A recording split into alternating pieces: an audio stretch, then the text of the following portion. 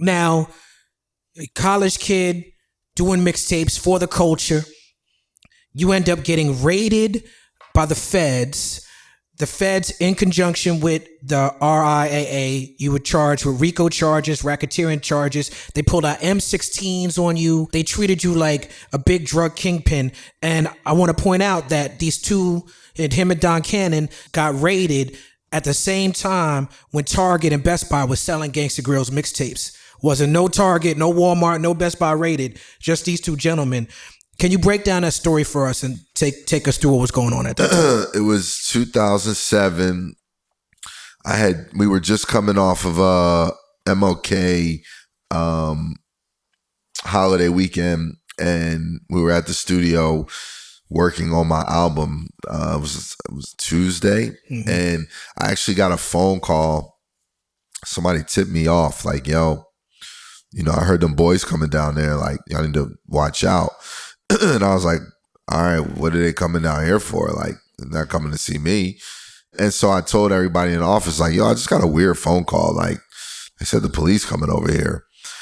So I went outside to go move my car. And as I walked outside, next thing you know, I just seen these black Tahoes with them lights on them, and helicopter flies over, and SWAT just jump out, like 10, 15 of them, M-16s drawn, telling me to, screaming, telling me to get down, lay down. And like, I always remember just how calm I was in that situation. I think that was the first time I'd ever even had a hammer, like a gun pulled on me. I got down, and I'm still thinking it's like some mix up at this point. Like, they're not coming over here. Like, maybe it was some other studios that had some other shit going on. I was like, they must have us confused. And then they asked for my ID.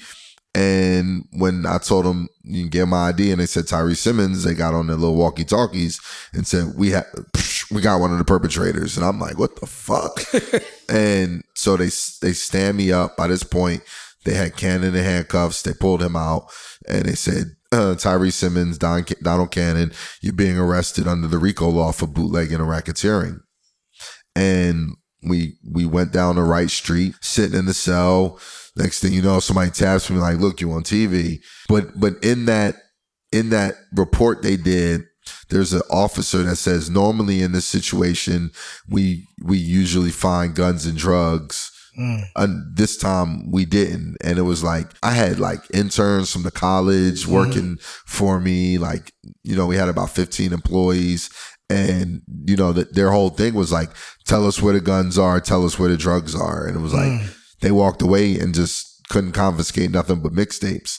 So again, I wasn't even familiar with RICO. Like, right. So when I got out the next day and I talked to Tip, he was like, he's familiar. Yeah. He was like, yo, did you check your bank account? And I was like, what you mean? He was like, bro, they hit you. You got the RICO. Like, right. I'm like, what you mean? He's like, check your bank account. And I went to my bank account, which at the time had multiple six figures in it, because I didn't know any better. I had never really seen no money, so I used to just let it sit in the bank and look at it, and that shit said 0.00, and right. I fucking cried my eyes out. Right. And there was a law called the True Name Law, which was basically a law that states that if you sell a physical CD, you have to have an address on the back of the CD to make it legal. And mixtapes back in those days, if people remember, had like the black casing on the back. So there was no way to put an address on there. Right. It was a chilling time. Like, I was top of the food chain in the mixtape game, and like the mixtape world was scattered. It was a frenzy. I mean, like, they used to have like mixtape sites where you could buy mixtapes from.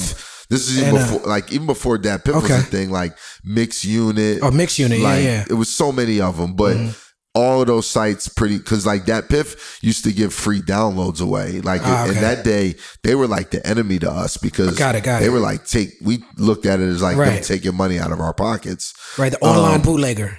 Exactly. So majority of the top mixtape DJs at the time was like, fuck this. I'm not, if Drum can go down. No, like, it changed the whole game. Changed everything. Changed the entire game. Changed everything. And it was a big, it was a big conversation, in so many ways, because, there was the race component, that's right, of how they came at us, the fine line of in the music business, because these same people that arrested me, the RIAA in conjunction, are the same people that send me plaques. That's right. Saying thank you for your contributions. That's the crazy part to of helping it. us, right, you got plaques records from the Record Industry Association of America on the wall, and they also in conjunction with the feds arresting you. That's crazy. I was somebody that was working directly with labels and with artists to do these projects. And so it just sent a real chilling effect through the whole industry. And and I also got a phone call from Atlantic Records, who I was signed to as an artist at the time, like, yo, how fast can you get your album done? We can't pay for this type of publicity. Like, this is great. This is incredible. Like, that's that first Gangsta Grillz album. We got to run with this.